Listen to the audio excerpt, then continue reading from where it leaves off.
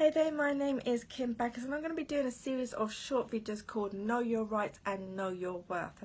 Now my videos are purely for informational purposes and not legal advice, as I'm not a lawyer, and I pray and I hope that my videos will help someone out there get justice and freedom. Now, did you know that domestic violence is a crime in the UK? And domestic violence is a controlling, coercive or threatening behaviour of violence or abuse between partners and family members, or anyone that's aged over 16. It doesn't matter what your gender or sexuality is. Anyone can experience domestic violence. So my question to you today is, are you sleeping with an enemy? And how do you know if you are? So in the UK law, there are three main classifications of domestic abuse. And the first one being physical abuse, which can fall into the category of being slapped, punched, kicked, bitten or choked, being burned, being cut, being stabbed or shot or being drugged, having pain being inflicted on you. Basically any form of action that causes grievous bodily harm. And then there's sexual abuse. Now sexual abuse is unwanted sexual behaviour that makes a person feel uncomfortable, threatened or scared, and it covers rape, forced unwanted sex or sexual acts, indecent assault, indecent behaviour before, during or after an assault. Now sexual abuse cases are viewed very seriously in the UK law, and cases of this nature are usually heard by the Crown Court. But last but not least, there is psychological, emotional and financial abuse. Now the Serious Crime Act, which was introduced in 2015, now specifically prohibits the use of coercive controlling behaviour within a familiar environment. And a wide variety of examples of psychological, emotional and financial abuse are now clearly addressed in law, which means the following acts are now prohibited under this law, such as someone reading your private email, text or social media messages without your permission, taking control over aspects of someone's life such as what they wear and when they leave the property, and withholding money or preventing someone from earning money. Now when the word abuse is mentioned, most people think of physical abuse, but it could be so much more than that.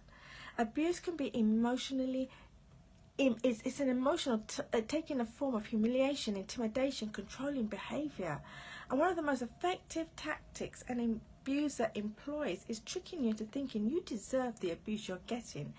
They'll tell you that no one else can put up with you, no one else will love you, there's no point in leaving. They'll cut you off from your friends and your family, and so there's no one else you can turn to. So now documenting abuse is incredibly important, and you need that evidence later to ensure that if you have, and especially if you have children, you receive adequate protection. Now if in the event that you end up facing your abuser in court, you will have all you need to get a restraining order. Now I'll be doing another video soon on the different types of domestic violence protection orders, so look out for that. Now this is important. If you are in an abusive relationship, you will need a support structure now more than ever. Unfortunately, the first thing that many abusers do is to cut the victim off from their supporter, weakening them through isolation. Now the abuser's voice then becomes the only voice in the victim's life. Don't let this happen to you. All of us need multiple people in our lives to fill multiple roles. No one could be your everything. Who are your support structures? These are the people who can be family, friends, neutral people such as support agencies, domestic violence helpline, refuge, women aid, victim support line.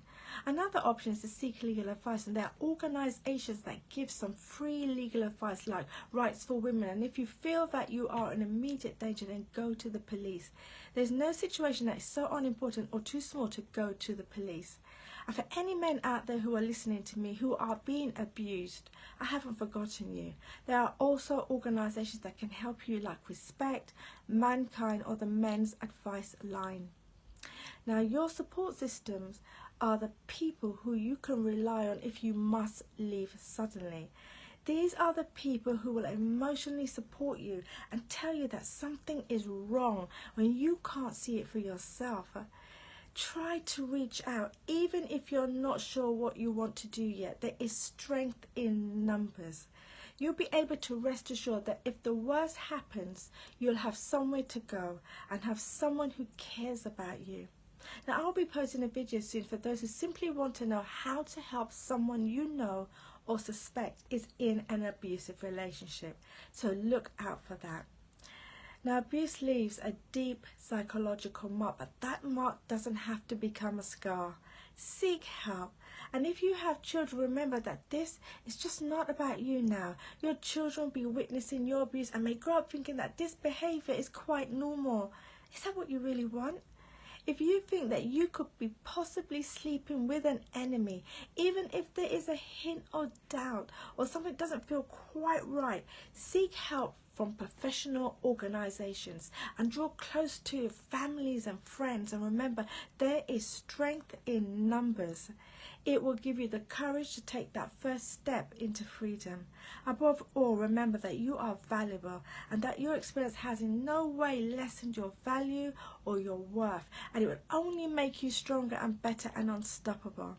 My name is Kim Backus with Know Your Rights and Know Your Worth.